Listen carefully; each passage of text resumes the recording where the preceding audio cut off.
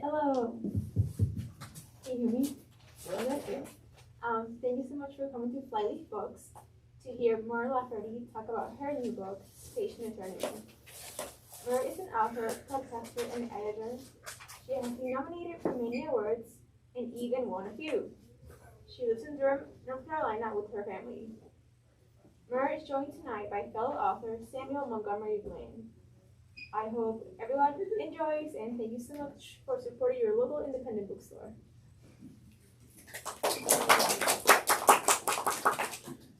Well, thank you, Flyleaf, for having us. It's good to be back here. I've only been to a few events since 2020. I wonder why. Yeah. But it's really great to be here and see so many familiar faces. Mur, Sam. you have committed, perhaps, if we all work really hard, inception of a new literary meme. Have I? You have. So going around the internets for some years is one that goes like this. If you watch the movie Jaws backwards, it's about a shark who is retrieving so many swimmers they have to build a new beach. But yours goes a little bit differently. It's if you watch Murder, She Wrote very closely, you realize it's actually a show about... I did not realize this was my cue. Yeah, this was your cue. Oh yeah, it's a show about a woman around whom murders happen all the time, and she's probably responsible for it in some way, shape, or form, but no one ever notices or cares, or is afraid of her, or treats her like a pariah or something scary. So yeah, that's how I see all of those shows. I wouldn't go to Father Brown's church, would not invite Miss Fisher over for a flapper dance party, would not visit Cabot Cove or Midsummer County. No, scary, scary places.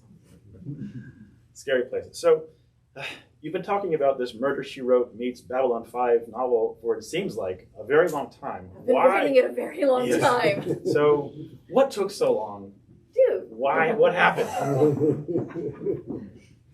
Okay, so I sold it on proposal, which if you listen to my show, I'll talk about this a little bit more in depth. It's a lot of inside baseball writing stuff, but I discovered that selling on proposal is kind of scary because when you sell on proposal, you could be telling your editor, I've got this great idea for like a fruit dish.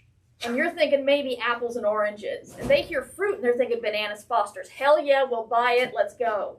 And then when you deliver it, they're like, this is not bananas Foster's. What the hell? And I'm like, I never promised, but I did say fruit. And so it's like selling on proposal is you're giving them a little bit of information and they think about X. Well, you may be considering writing Y, and it can take a while to edit to where you meet in the middle. And I'm not saying anything bad about my editor. I'm very happy with the way the book turned out, and she was a big part of that. But also, there was a pandemic, if you hadn't noticed. And I did lose both my editor and my agent in the time I was writing this book. My agent quit being an agent. It was not an animosity thing. She just decided it was not for her. So she left, and so I had to find a new agent. And then soon after acquiring me, my editor got fired. So I had to get a new editor, and that is all very... It makes things kind of tense and confusing. So those are all the reasons. How many editors have been fired shortly after they acquired you? Because we could have a whole nother book about this. No, only one editor has been fired after acquiring me. I did leave, my editor for 6 weeks did leave soon after final draft was turned in. But that was her choice. She's now like huge with Tor. Like she went and took over Tor. So good for her. Good for her. I miss her though. She was an excellent editor. So let's talk more about Station Eternity. Let's do it. While we're here, you know. Okay. So we get a little bit of this idea of the Murder, She Wrote. Someone around whom many murders happen. Yes. And the Babylon 5 side is the space station with many races of aliens. Yes. So tell us about some of these races and what they're up to on this space station. Well, the concept is this takes place a couple of years after First Contact, and humans are not real thrilled to find out that there are aliens. Every single one is far more advanced than we are. They have FTL technology, and they can just come and visit Earth, do whatever the hell they want, and then leave. And we can't worry about customs or borders or anything. They're just, oh, look, it's another alien just it's those rock guys going to hit on something in the Grand Canyon. We don't know. And there's, so they think the humans are not quite as advanced, and certainly we don't have the tech, and probably a little violent. So they don't really want us hanging out on their areas, not their planets, not their space stations. So there is a Babylon 5-like space station where there's just a hub for diplomacy and commerce and lots of people showing up and hanging out. And restaurants. And restaurants. And they're just, humans aren't allowed there yet as like a group. But because we have this woman who have people drop dead all around her, she decides maybe if I go to a place where there's a bunch of aliens, I won't be incredibly lonely. I'll be surrounded by other people, but it won't be humans, so maybe they won't drop dead. This is her thinking. So she actually, asks for special dispensation to live aboard Station Eternity. And the station, who is sentient, is so intrigued, she's like, all right, cool. So we have a human ambassador who's trying to negotiate for humanity, and the human Mallory living aboard when the book starts. But the other races there's a rock race that is loosely based on Dragon Age origins and N.K. Jemison's Broken Earth series and the Faster Than Life light video game, and the Kronk, is that his name from the Avengers? Oh yeah. Yeah, that rock guy. It's just basically any sentient rock person. I've got a group of those, and we have a wasp-like hive mind who very interested in humans, and a couple others, but those two are the biggest ones: the hive mind and the rock people. The rock people have different agendas, and they're fascinated by humans, but everybody is kind of disgusted because we are very wet species. They don't understand how we just don't dissolve into a puddle since we are so much water, and this bothers them. And yeah. Yes. So Mallory Viridian is our protagonist / person in charge of most of the narrative for the first half of the book, at least. Yes. You mentioned again for the third time, this is a person around whom many murders happen. So yes. Let's take our audience here a little bit into how she kind of discovers that this is happening and how this becomes a pattern. Well, when she's young, she has her mother, a guidance counselor, and a teacher die within a couple of years of each other. And she's a little too young to make any connections. It's just tragic and uncomfortable. And the first one she actually solves is when she's in college and she's delivering a pizza to a woman who just killed her husband. And she catches some clues that the police didn't and helps them, catch the killer. And then as she's a mature adult and starts to solve things, it keeps happening over and over again that they just don't catch what she sees. And they start to, of course, as they should. This really bothered me. That's why I wrote a whole book about it. It's like the local law enforcement, they don't like the amateur sleuth, but they don't think, why the hell do people keep dropping dead around you? They're just like, oh, Father Brown, you're interfering again, thanks. No, it's these guys are just like, why are you here again? And she finally has a SBI agent saying, if you're around another murder, you call me immediately. And then she does, and then he's pissed off. He's like, why are you around another murder? She's like, do you want me to call you or not? I called you. You told me to. So, she doesn't want to do any of this. She had a proposal on the Jumbotron at a Charlotte Hornets game, which I made because I'm in North Carolina, but I didn't get the connection that we have sentient wasps in the book. That really amused me in hindsight. So Charlotte Hornets game, big proposal on the Jumbotron. As they show up, you can see her boyfriend on his knees in front of her, her looking shocked, and two rows back, there's like a dead body slumped over and bleeding. Everybody in the entire stadium sees it. It's put on the web as the worst proposal ever. They break up soon after, and she helps solve the murder. So stuff like this. It's never good, and often bad. She doesn't like it. And not only do they not like amateur sleuths, eventually they kind of blackball, for lack of a better term, her from working anything around this. Like, she could have been the great CSI mind of our generation, but no, they don't want that. No, well, she's got a file on her, and they're says they can never prove anything, but they're still suspicious every time someone drops dead around her, so they're definitely not going to give her any sort of crime scene or detective training or license, or just basically there's one agent who's standing in her way every time she tries to maybe take this and use it for good or for income or livelihood. So she instead turns to Space. before space. Oh, space. Before space. Animal. She turns to fiction. She turns to fiction, right. This is funny. We're not streaming this, right? Okay. It's just recording for later. Well, that's my dad. It's okay. No, this one. Oh, that one. For later. On the Flyleaf YouTube page. Okay, well. Anyway. So, yeah, I was thinking, like, okay, Jessica Fletcher is an author.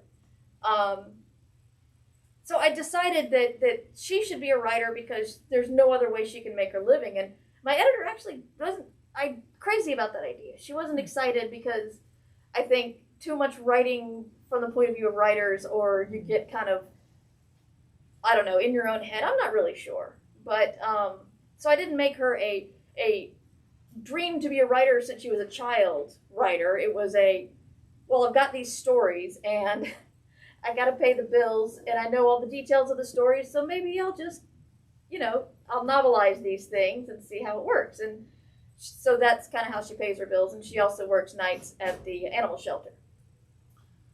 But eventually space. Yes. Space. So we have Mallory on a space station. We have lots of aliens on the space station. We have an ambassador on the space station. And we have one other human Yes. on the space station. And these connections start to grow, and Mallory gets nervous. Yes. The other human was inspired by the 2016 hip-hop album Splendor and Misery by the band Clipping, which is a concept album about a slave ship where there's a revolt and one slave essentially kills everybody, takes over the ship, and the ship is sentient and falls in love with him, and then he's like trying to get, stay away from his captors, and a lot of it's from the ship's point of view, and it's just an amazing concept album. And I didn't really understand what concept albums were before Splendor and Misery. There are codes involved. There are codes within the songs. There's a code, I believe, on the spine if you get the CD or the album. There's just they put codes places. It's just there's a lot to this album, and I really was inspired by it. So I kind of had this. I've got a guy who's unfortunate enough to go to a birthday party with Mallory, and also unfortunate they decide to play a game of werewolf at the party. Mallory's like, maybe you shouldn't, and no one listens to her, of course. And so when the lights come back up, there's actually a dead body there, and our hero Zan is holding the dead body, and he runs, and then a ship comes and picks him up, and it's kind of alarming. But as I said, they know about first contact, so it's not that weird, but it is, Mallory does not appreciate the idea that she has to tell the authorities, oh, your suspect was picked up by aliens.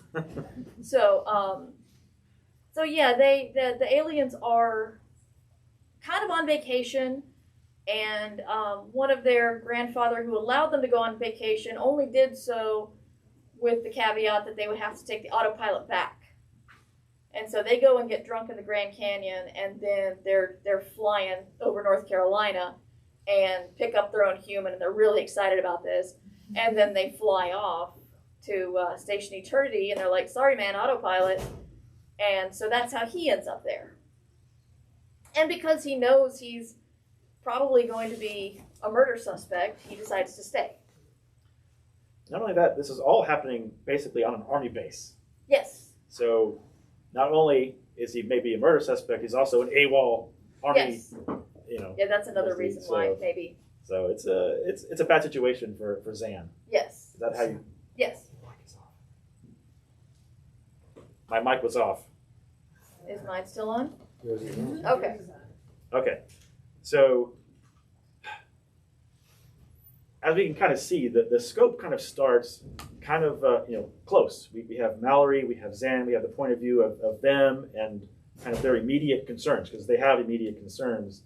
Even though there's aliens happening and there's ambassadors, so you kind of get a hint that other things are going on. But about at the halfway point of the book, the scope just explodes. The cast of characters just explodes, and I thought that was one of the greatest things you did from this book compared to your previous books is how well you handled so many characters. Because 6 Wakes obviously had 6 people, right? And here we have at least 20 people who have speaking roles, like just in the first half of the book. Yeah, but not 20 points of view. No, I just want to make that clear.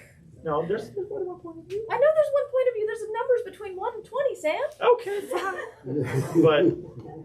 but the fun thing about it is not that there's so many characters, but whenever they're off screen, there's never this idea that they're just frozen in carbonite and waiting for the next thing to happen. They're off doing their own things. They all have agency. It's all one of these new games where all the characters are doing stuff in the background, and you can't keep your eye on them all. They all have their own agendas. Oh, good.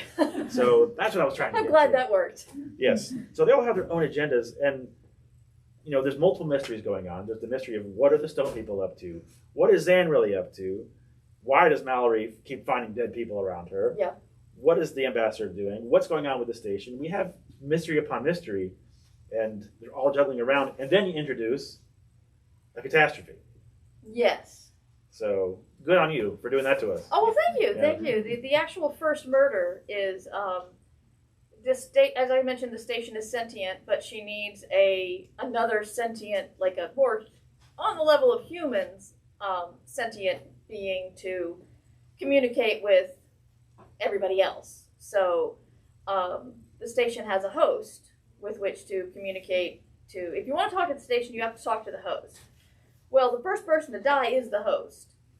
And so the station does not like that. And she's quite unhappy, and really bad things begin to happen after that. So there's the host dies, and then there's a cascade of worse and worse things happening. Yeah, and all this is happening while Mallory and Zan are trying to figure out what to do with their current situations of being these humans on a space station that is not really hospitable to them. I mentioned there's restaurants and bars, but they're not exactly people restaurant and bars. No. What I was kind of playing with the trope of other things I haven't liked about alien stories, which are aliens always have the same body language as humans, or at least can read body language, and pretty much everybody can usually eat what everybody else eats, even if you find it gross. But I do have a side plot of Mallory just starting to go hungry because she can't find things on the station that she can actually ingest. And part of it is the adventure of her it's more told in flashback, but trying to figure out how she's going to find stuff to eat, because they don't know humans. They don't care whether we can eat their stuff or not. There's only 3 people aboard. And so finding things to eat that you can actually ingest, and the ambassador's like, look, if we let humans come, they might bring food. And she's still like, people are gonna die. No, that's bad. So going into what humans can and can't eat compared to what all the other aliens are eating was pretty fun. Yeah, for sure. So I don't want to get into spoiler territory, so we won't talk past about the midpoint of the book, but much larger things start to become afoot. Did you plan to do any, we should have asked this before the Did you plan to read anything? I can. Yeah. I'm open to it. What do you think? Should we have Mur read something? Yeah, this is all nodding. Okay. Can I borrow? Oh, okay, now. Okay, well, you vamp while I look for a page. Vamp, damp. That's not vamping. You mean actual talking? Yes. So this Static. is Mur's, I don't know, nth novel. I've known Mur for 13 years. She's flipping pages now. I am. I'm trying to remember what I read at Worldcon. Oh, hell. Fine. I'll start at the beginning. Sorry, I'm a bad vamp. The beginning is good. Okay, thank you. The beginning's good. That's what he said. All right, from the beginning. Nobody ever believed murders just happened around Mallory Viridian. Not at first, anyway. Before 2032, she figured she was an unlucky kid and that she'd been adjacent to 2 deaths at separate times. In college, she witnessed 4 murders, unrelated, and this time helped solve them. She began to worry after she solved her 3rd and 4th cases, 2 unrelated murders while on the same college trip. She wasn't trained in crime scene investigation. She wasn't even a big fan of mystery novels. Still, she was the only one to spot that the key clue to the murder of a room service waiter was not the shotgun, but a tacky wet popsicle stick. Despite this solve, the detectives were not impressed. I would have found it eventually, Detective Kelly Brady had barked, his cheeks still pink from being teased by a beat cop about the popsicle stick. Even the investigators who accepted her help in solving cases didn't believe Mallory had done this before. She was 22, a college dropout, a civilian.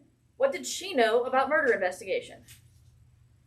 After she'd solved 5 cases, the North Carolina State Bureau of Investigation started getting interested in her. Mallory knew what to expect when she pounded on Adrian Casserly-Berry's door at 5 in the morning local station time. He would crack the door, eyes slitted in suspicion. He would see her, relax. The air of suspicion would ease and annoyance would take over. And if he didn't come to the door or told her what she didn't want to hear, she would have to figure things out on her own. I could always run. The thought was always in the back of her mind. But he would see her, she knew. Adrian tolerated her because she was the only other human that he knew of aboard the space station Eternity, and even ambassadors got lonely. Even if he was missing only the superior feeling he got when he pulled ambassador rank on a civilian. He was important, and he had a job aboard the station, while Mallory was pretty much a leech on society, or a hobo at best. He had political power, she had nothing more than sanctuary. Mallory had found that she could easily placate people like that by not threatening their power directly and reminding them constantly of their titles. Ambassador Casserly-Berry, she called. Then she pounded again. She normally didn't ambush him early in the morning, but she'd been up to use the restroom and casually glanced at the news. After she translated the symbols, she ran down the station hallways in her pajamas to pound on his door. But the ambushing might work in her favor, she reasoned, since she usually could startle an honest answer out of him when he left his important ambassador mask slip. He was taking a while. She wondered if he was coming out of a drunken sleep or wanted to get dressed before he answered the door. She guessed the former. Few people stopped to get presentable when woken up by insistent pounding. It turned out it was both. The door finally slid open about 4 inches, and a bloodshot eye peered out. Mallory could smell vodka on his breath and took a cautious step backward. Adrian's eyes were thin with suspicion and barely concealed hostility. He saw her, relaxed, and then looked merely annoyed. But when he opened the door to her, not only was his hair combed, but he was wearing a dress shirt and blue trousers. A loose tie hung around his neck. Even hungover, he looked almost presentable, while she was still in the t-shirt and pajama bottoms she'd slept in. "Why are you dressed this early like you have a trust fund meeting?" she asked, baffled. "Hedge fund," he corrected automatically. He sniffed. "I have an early meeting with station officials. What do you want?" She looked past him, trying to focus. She hated that he had been the one to throw her off, using nothing more than a tie and a comb. Still, judging by his looks, his hangover was a big one, and she could use that to her advantage. "I figured you'd be in meetings all day, so I wanted to catch you beforehand." She took a deep breath and relaxed her shoulders. "I have some human-related business. Can I come in?" He didn't step aside. "What do you have that I don't already know about?" "Let me in and I'll tell you," she said. The door opened all the way, and she stepped inside. God, it smells like my grandmother's freezer in here, she said, looking around his quarters. Were you having a party of one? While stinking of vodka, his room still appeared neat and efficient, and larger than hers. The bed was made, the closet closed, the desk free of books or papers, the laptop turned off. Even the vodka bottles were arranged neatly, 3 full bottles on the right and 3 empties on the left. What do you want? He asked stiffly. I need to keep getting ready for my meeting. I need to look presentable before I leave my quarters. It shows people that I respect them. He straightened his tie and looked pointedly at her clothes. Whatever, we need to talk. When were you going to tell me about the humans? What other humans beyond you and me were you talking about? Adrian, I found out about the shuttle, full of vacationing humans, on its way to the station, who's apparently now just letting anyone on. Don't act like you don't know. His face, already pale, grew white. Tell me everything. What, that eternity is changing its position on allowing humans as a species to come aboard? That we won't be the only people here very shortly? Tourists, diplomats, business people, even the military? She took a deep breath and forced herself to lower her voice. How could you not tell me? He rubbed his face with both hands. I don't know anything about this. How did you find out? Are you kidding me? You're supposed to be negotiating Earth tourism. It's happening without you doing anything. What the hell are you doing here, if not that? How did you know? He yelled. Why didn't they tell you and not me? She sat up straighter and held her hands out. Whoa, hold on. It's okay. Sheesh, are they really keeping you in the dark? Okay. I've been trying to learn the station layout, iconography, basic universal symbols, on top of the law so I don't get accidentally arrested. Again. Anyway, the early news said that a human shuttle would be here shortly. I thought you would get a daily news briefing as part of your ambassadorial breakfast or whatever. I do. An ambassador's report is read to me every morning. It's read to you? You don't read it yourself? He flushed, 2 red spots appearing on his cheeks. The station host reads it to me. So you meet with Wren and he tells you what he wants you to hear, she said. You know he doesn't like us, right? That's exactly why I've been trying to get the news that everyone else has, not just what he wants me to know. Why would you trust him? That's not the point, he said, looking down at the carpet as if it offended him. Yeah, the point is we have to stop them, Mallory said, especially if you don't know what they're doing here. But why would they change their mind about allowing your humans aboard? None of my arguments have worked. Well, something did, because the station's ready to allow it. You promised me you would tell me if it ever happened. Now I don't know who to be mad at. Have you been saying anything, going above my head? Adrian, I came here to get away from humanity. I definitely don't want them following me. The kettle screamed its achievement of boiling water, and Adrian jerked it off the element, wincing. He must have a hell of a headache, she thought. He retrieved a mug from his shelves above the sink, and then a tea bag from a small basket on the counter. He went on with his tea-making ritual with his back to her. She grew tired of the silence. Do you think Earth knows that someone else did the diplomatic negotiating? Think they're sending someone to take your place? Don't bait me, he said, picking up the mug in both hands and facing her. Mallory nearly said she hoped a new ambassador would offer their guests tea, but Adrian was pretty tightly wound right now. There was something alarming about the way he was keeping himself perfectly still, like a waiting snake. She mentally prepared herself to dodge a mug of boiling water if he let loose. May I also have some tea, please? She asked it just the way her mother insisted she do when she was young. He looked at her for a long moment as if he didn't understand her words, and then turned around. Behind him, hanging below the shelves against the wall, was a wooden dowel. Slung over the dowel and secured with thumbtacks were about 20 used tea bags. He removed one and prepared her tea. An old tea bag? Really, Adrian? I have to ration when I don't know when I'll get back home again, he said. If I'd known they were coming, I could have asked someone to bring me more tea. I was denied that option. About the incoming humans. It's a good thing, Mallory. Trade will increase, doctors will visit, diplomats will come to make the situation better on Earth. We might get FTL technology. People will bring us news, media. I know you don't like people, but it's undeniable. Wait, she said before he got into full diplomatic monologue mode. You still think I don't like people? When are you going to believe me? I like people just fine. They just don't like me.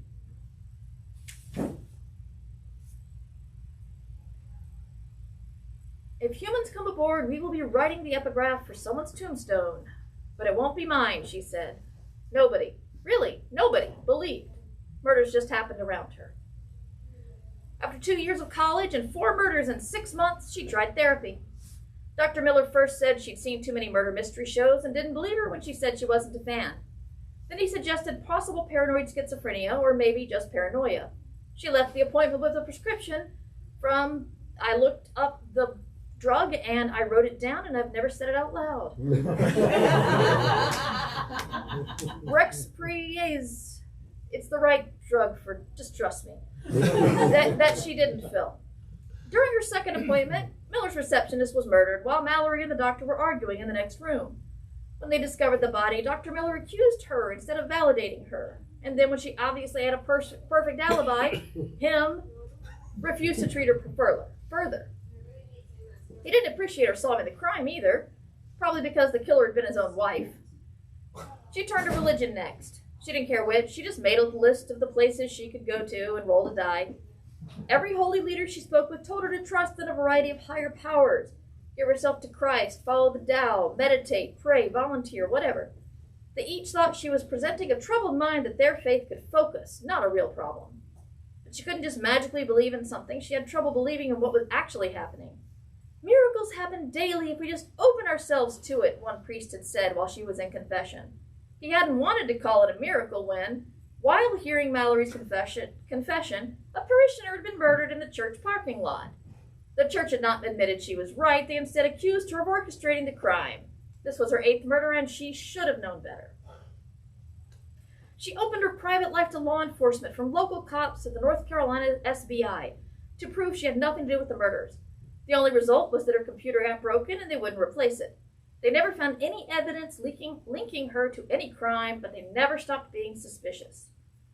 She often found the bodies by accident. She almost always helped solve the crime. If what you say is true, the insufferable Dr. Miller had told her before his receptionist had died, then why not enter law enforcement or become a private investigator? As if she'd never thought of that. Even though she'd had little interest in official police work, she'd looked into it.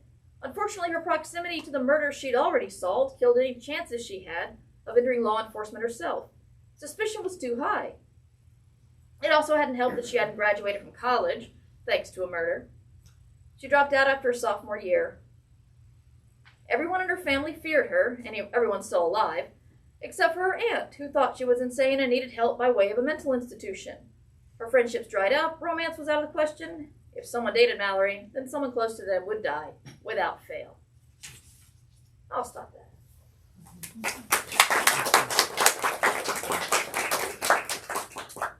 Well, I'll try to project a little, since my microphone doesn't work. So, before we turn to a few other things and save some time for questions, one more thing I wanted to bring up about the book is Mallory doesn't just have murders occur around her. When they do, something kind of happens to her mind. She has powers of observation that normal people don't seem to have. Yes. So, what was I going to ask? I don't know. No. I agree with you. You agree with me. We're done. She has. I tried to make it like, Mallory doesn't have special powers, but she's tries to be aware of her surroundings, and things sometimes just stick out the way they wouldn't to someone looking at it from a different point of view, or from a law enforcement point of view, or from a loved one's point of view. Small spoiler, the one murder she was not able to solve was too close to her as a family member. So, she's far enough away from these murders that she can, she thinks she just sees what other people overlook. So, you mentioned you wrote this novel on proposal, right? Yes. That's a term for it. You've had so many different experiences as a writer, Oh, yeah. And I want to talk about a couple of them. One is working on the Solo novelization. If you didn't know, among her other books, she wrote the novelization for the Solo movie, the Star Wars movie from 2018. Yes. And obviously for that, it's not on proposal. You don't have the plot. They've got a movie. Yes. They want you to write about it. So just tell me kind of how that was how much different that was from writing from your own brain and your own plot and your own ideas. There's a group in Hollywood who are so paranoid that they will spend money to send someone from North Carolina to San Francisco for a couple of nights to look at a script because they can't send the script to her. I was flown out. I was given 1 8-hour day in a basement at Lucasfilm. I was actually told, it's like, oh, it's the office that's got this beautiful view of the bay. No, I was in a basement. And I was so afraid of what they were going to do to me that I knew I could take pictures of the script, but I figured they would find me and kill me if I did. So I'm just looking at the script and taking notes for as long as I could. And I had a full day to do that, and I got as much as I could.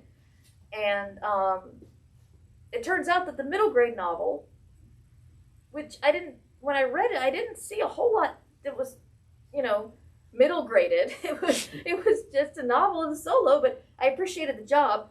But that one was complete, so that helped me with some of the plot bits that I didn't quite grab close enough.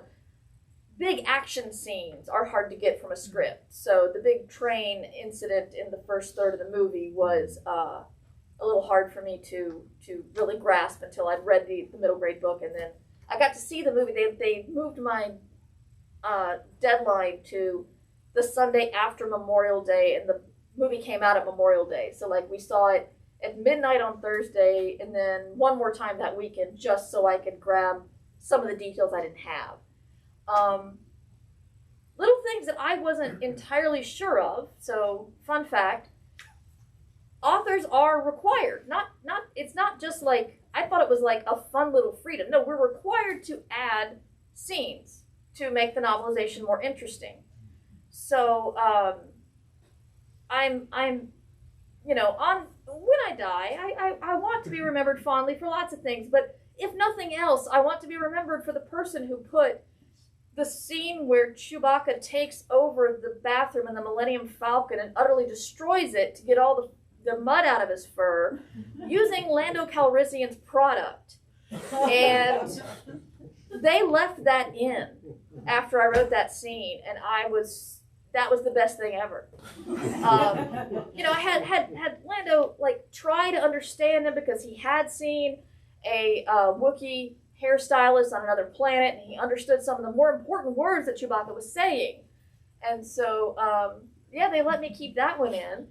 And so I got to come up with a couple of those. I was also able to include some scenes that were in the script but didn't make it into the movie. But the biggest challenge was after a couple of scenes, I just started to get really... Plagiarism was the wrong word because I had the right to do what I was doing, but I still felt like I was just regurgitating. I had the middle grade novel and I had the script. It's where was my contribution? And that's what I was worried about. And then I realized that all I had to do was tell a scene from a different point of view.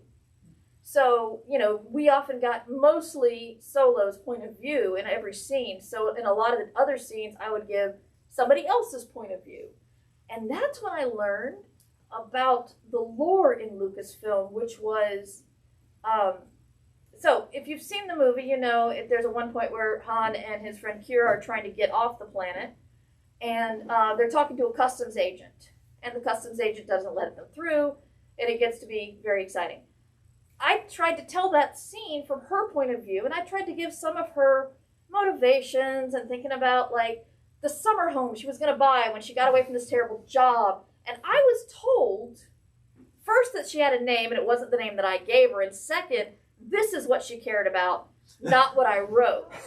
So that itty-bitty person, that itty-bitty speaking role in Solo, she had a name and she had a personality, and I did not find out about it until I tried to give her something else. It's kind of scary how deep that lore goes. Awesome. Yeah. So that's what it was like. It was a lot of fun. The one scene that they did cut was I tried to give Enfys Nest a memory about her mother that they weren't ready to delve into her backstory to that extent. and that's all they cut. They let me keep the end part, which I thought was kind of a big deal, where the whole thing is about the MacGuffin is this fuel, and so I actually have them delivering the fuel at the end, and it's they deliver it to Jen Urso and her guy. Great, now I can't remember his name.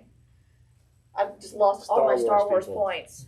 Anyway, whoever was Jen's guardian, and they let me keep that, which was a shocker. Saul Guerrero, right? I think so, yeah. So the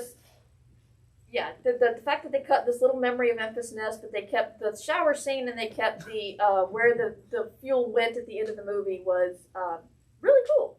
For sure.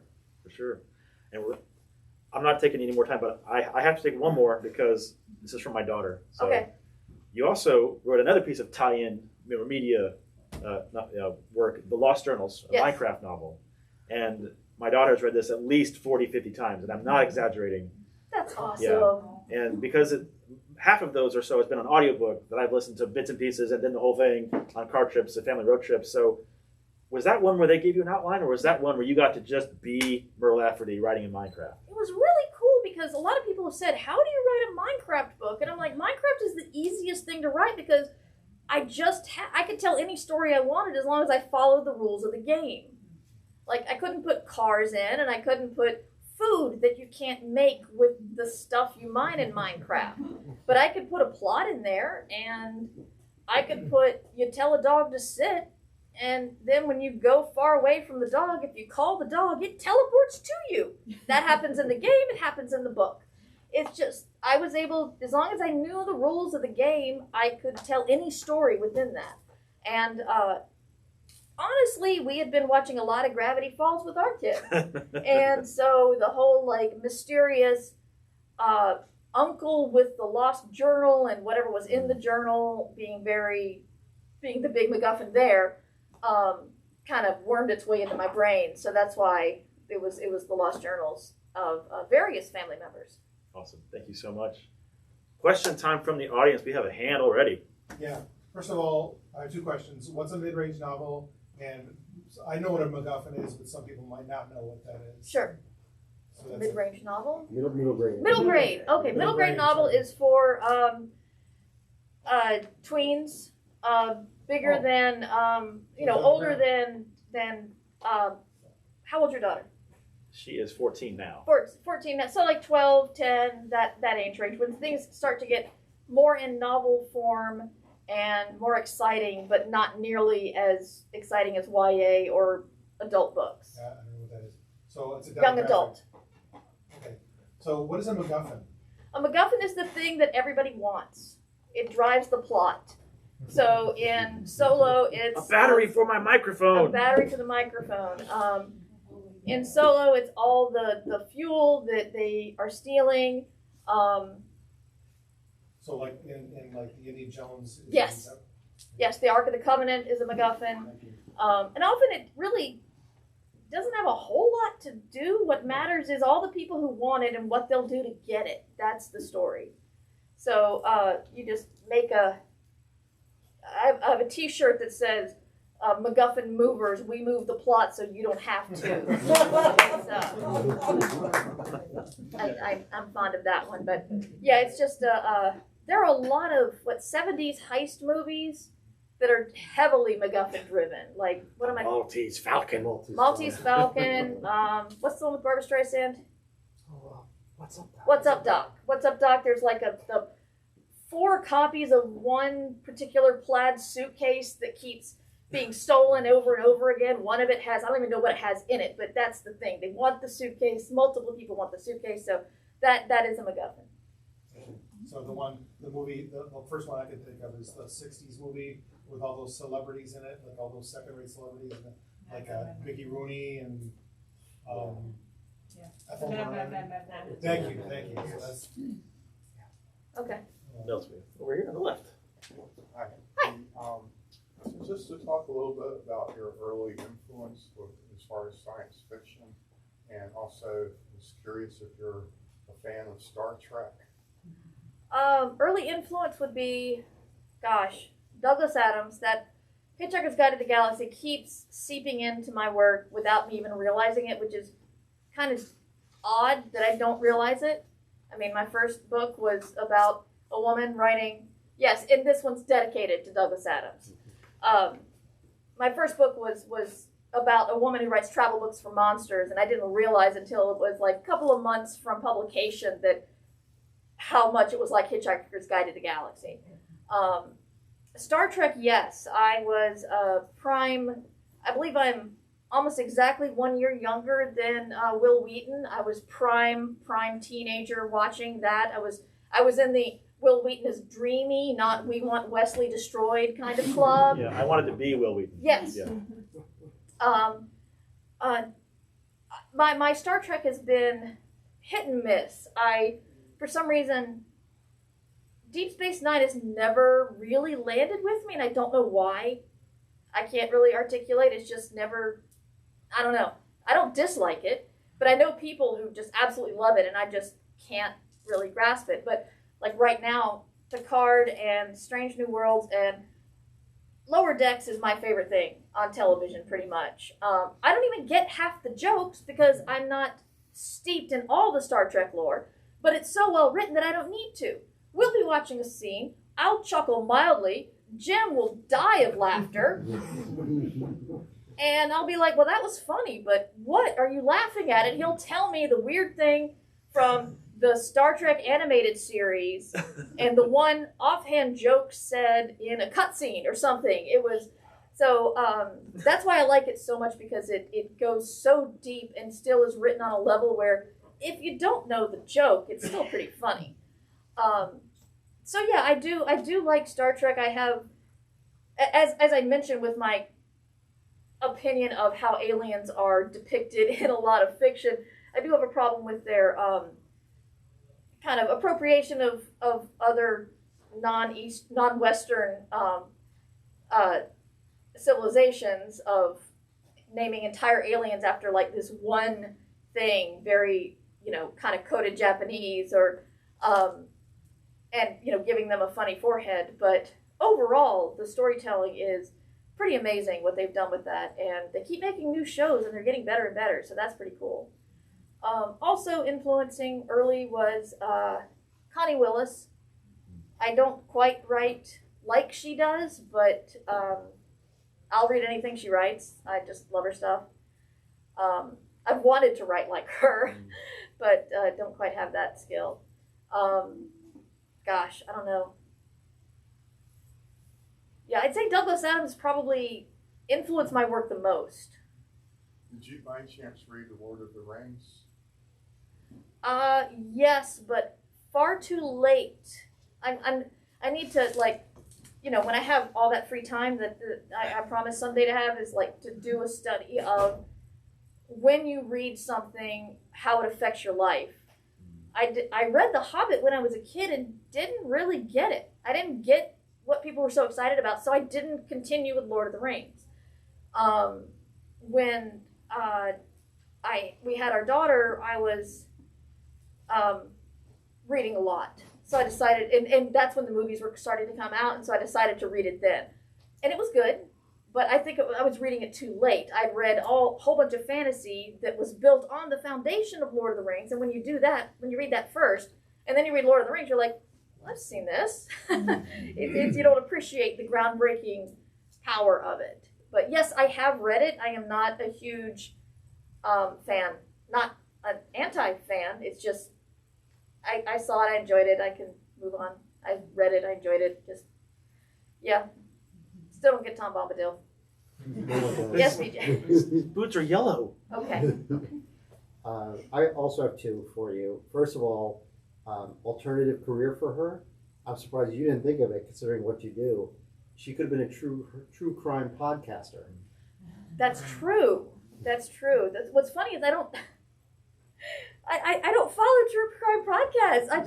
I know that podcasting didn't exist until 2012 when Serial happened. Exactly. Yeah. Not that I'm bitter. Wait, what? If you don't know, I've been podcasting since 2004. We were around far before Serial was.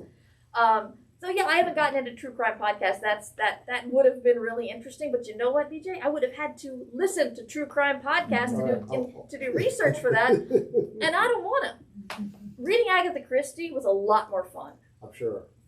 The second one was the other dedication in the book is to Alistair Stewart, Yes. whom I know from the Magnus Archives, but also a little bit from what's the horror podcast where he's the host? Pseudopod. Pseudopod, thank you.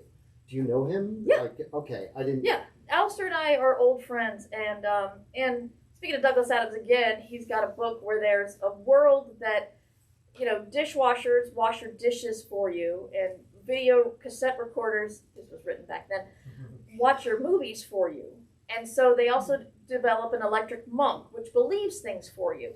And so when someone comes to your house and wants to tell you about their religion, you just get the monk and put it there, and they'll tell the monk, and the monk will be like, yes, I believe. And this was not to say that Alistair is gullible, but when I'm feeling down on myself or not feeling like I'm doing very well in my career or whatever, Alistair's just like, you're doing fine. We meet every once in a while. He keeps me on keel, and he believes in me when I can't, and that's why I call him my electric monk. So he's been a good friend for quite some time, and actually today's his birthday, and I don't think he knows that the book's dedicated to him yet, but he's in Italy now on vacation, so I'm hoping that my copy for him will be waiting for him when he gets back. So, he's been a good friend and been really good mental, emotional support for me over the years. So that's why it's dedicated to him. That's great. Thanks. One more question, Megan. What is something fun that you discovered about your characters while you were writing? That I discovered about my characters. Yeah. Or the plot. Anything fun. Well, I mean, so there's a character, I have a Patreon, and I have a level where I will give a Tuckerization, which is when you name somebody after somebody else real. Usually you kill the person for a variety of reasons, one of which being that Tradition. if you develop the character, it could either be influenced by what you know about them or make that person upset about what you eventually created. And what's funny is I forgot that I named this for a specific person, so I just developed her completely as, as her own character, and now I'm a little worried, but I did warn the guy who wanted his character named after his wife, because there's a rock character who is a princess, and she's not very smart, but she's incredibly self-aware. So you can't put her down by calling her dumb, because she knows. She's like, well, yeah. And she's like, yeah, I'm not the person you want to count on here. I'm just, I'm here, I'm cheerful, I'm fun. And she was so much fun to write that she just kept doing stuff in scenes. And then she meets another person who's rather chaotic. And things really snowball from there and into more and more chaos. And I don't want to spoil anything, because all these people are like, all these people are murder suspects, but it's like, she just became so much fun to write that I forgot that her name was based on somebody else. So I just told this guy, I'm like, she's one of my favorite characters. She's dumb, but I love her. So please tell your wife that this is an awesome character, and I mean no disrespect by her low intelligence. And she has a role in book 2, and I can't tell you what it is because it's too spoilery all over the place, but I'm just so happy that I made this character, and I can keep making her create chaos. So that's what I discovered is a chaotic character is a lot of fun. Awesome. So there's about 7 minutes that Flyleaf Books would like to close, and we want to have time to, do your final browsing and check out and pay for books that you may have been walking around the store with, and maybe for latecomers to get one last one signed. But I do want to mention that book 2 is turned in. Yes, book 2 is turned in. First draft. First draft. Woohoo! I don't have any comments back from the editor.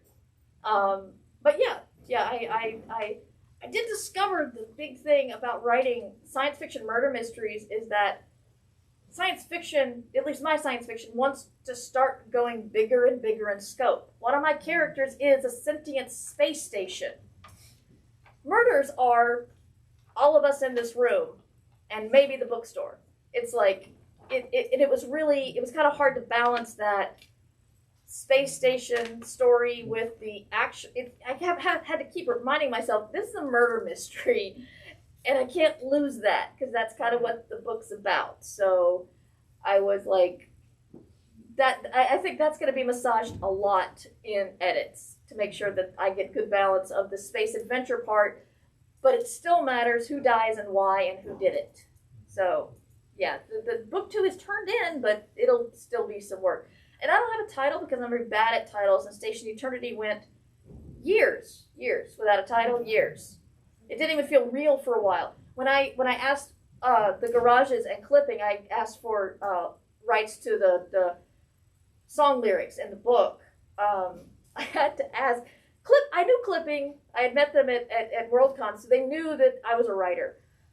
Garages didn't know me at all, and I had to say, may I have the rights to this song to be used in my as yet unnamed science fiction book? That was awkward, but they gave me the rights, so they're awesome. But yeah, that's names are very difficult for me, so we'll see what the second one's going to be named. Could be not named for years. You know, I wanted to call it Untitled Murder Space Book because Untitled Goose Game was doing so well at the time.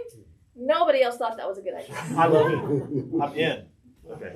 So again, we've got just like 5 minutes left before they close the store. So thank you, Mur. Thank you, Sam. Yeah. Thank you everyone for coming. Coming to Flyleaf Books, and definitely check out Mur's website. She mentioned her Patreon, which is she gives good Patreon. And also check her out on Twitch. We have so many things we could have talked more about, so hopefully we can do this again soon sometime. Yes, that'd be great. Thank you. Thank you, everybody. Thank you. Huzzah. Thank you. That was awesome. I'm so glad. Yeah, you gotta take a picture of the dedication to Alistair and send it to her. Well, I mean, I'm sending him a book.